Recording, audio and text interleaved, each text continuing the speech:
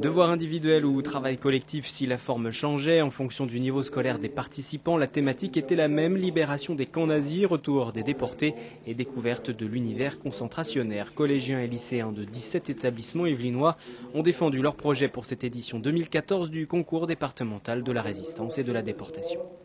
On a beaucoup épaulé ce concours au fil des années parce qu'il permet de rencontrer des acteurs encore vivants. Pour nous, c'est une sorte de symbole de ce que l'école doit être, école de la République, puisqu'elle autorise, par ce concours, mais aussi par d'autres moments de leur vie, elle autorise à se poser des questions sur son histoire et sur la place qu'on va trouver quand on sera citoyen dans notre beau pays et dans l'Europe. Des établissements de Saint-Germain-en-Laye, Plaisir, Saint-Cyr-l'École se sont distingués devant le jury composé de membres de l'Éducation nationale et d'associations de mémoire. Parmi les lauréats, Amaury, lycéen versaillais. C'est une période de l'histoire que j'ai déjà abordée plusieurs fois sous différents angles. Et le concours était pour moi une façon d'y trouver un sens plus profond que des combats.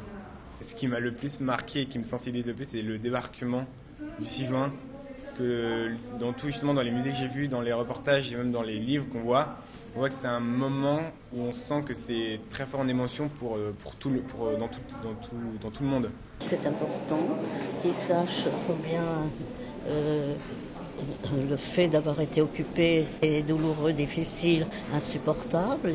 Pourquoi surtout certains résistants ont œuvré dans la résistance pour ne pas avoir cet occupant sur notre territoire et pour la liberté de la France.